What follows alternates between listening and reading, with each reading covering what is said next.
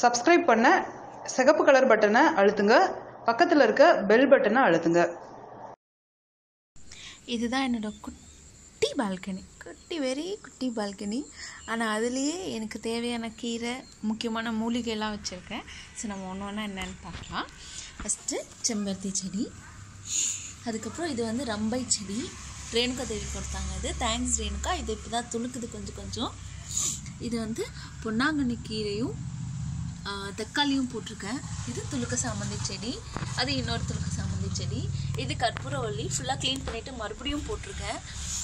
அப்புறம் இது வந்து பொன்னாங்கண்ணி கீரை, கொஞ்சம் பச்சை மிளகா விதை இருந்தது, அதுவே வந்தது. இது வந்து பெரண்டை போட்டிருக்கேன். அப்புறம் இது பச்சை மிளகா செடி. ஸோ மொட்டெல்லாம் விட்டுருக்காங்க.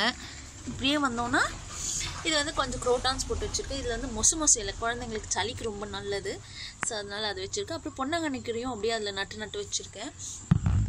இது வந்து எல்லா விதமான குரோட்டான்ஸும் இங்கே இருக்குது, எல்லா கலர்ஸ்லேயும் இருக்குது.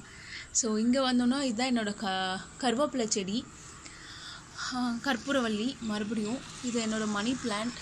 அதையும் தாண்டினோன்னா கத்தாழை செடி. அப்படியே இப்படி திரும்பி வந்தோன்னா இதுதான் வந்து என்னோடய சிகப்பு தண்டுக்கீரை. ஃபோட்டோஸ் பார்த்துருப்பீங்க. சிகப்பு தண்டுக்கீரை, இது வந்து பொன்னாங்கண்ணி கீரை, அப்புறம் கொடி பசலை. அது முடித்தோன்னா இது வந்து என்னோடய பச்சை மிளகாய் செடி ஃபுல்லாக.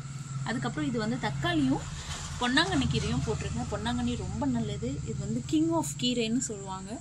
ஸோ அதனால் நிறைய பொன்னாங்கண்ணி தான் நான் போட்டிருக்கேன். இதுவும் பொன்னாங்கண்ணி தான். ஃபுல்லாக கிள்ளிட்டு மறுபடியும் வச்சுருக்கேன்.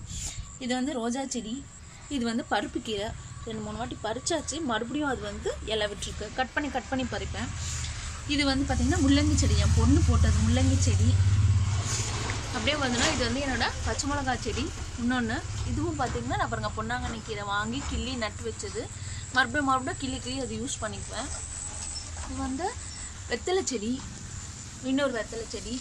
நடுவில்லாம் நான் கிள்ளிட்டேன். ஸோ அதனால் இது அந்த நேரம் பிளாங்காக இருக்குது, மறுபடியும் மேலே துளுக்குது. இது வந்து என்னோடய மணத்தக்காளி செடி. இது ஃபுல்லாகவே பார்த்திங்கன்னா வெறும் மணத்தக்காளி தான். அப்படியே கிள்ளி நான் யூஸ் பண்ணிக்குவேன். வாரத்தில் ஒரு நாள் எடுத்துக்குவேன். இது வந்து என்னோடய துளசி செடி. இது பார்த்திங்கன்னா என்னோடய முடக்கத்தான் கீரையும் தூதுவளையும் வச்சுருக்கேன். குழந்தைங்களுக்கு ரொம்ப நல்லது. அதனால் வந்து தூதுவளை ரசம் அந்த மாதிரி வைக்கிறதுக்காக நான் அது பறிச்சிட்டு வந்து வச்சது. நல்லா துளுத்துருக்கு இப்போ தான். இது கீரையெல்லாம் கிள்ளி முடித்து மறுபடியும் கீரை போட்டு வச்சுருக்கேன். இது புதினா. இது பார்த்திங்கன்னா பீட்ரூட் கீரைக்காக நான் விட்டுருக்கேன். இது வந்து பார்த்திங்கன்னா கொத்தமல்லி. ஸோ இதுதான் என்னோடய தோட்டம். இதுதான் என்னோடய குட்டி பால்கனி. நல்லாக்கா?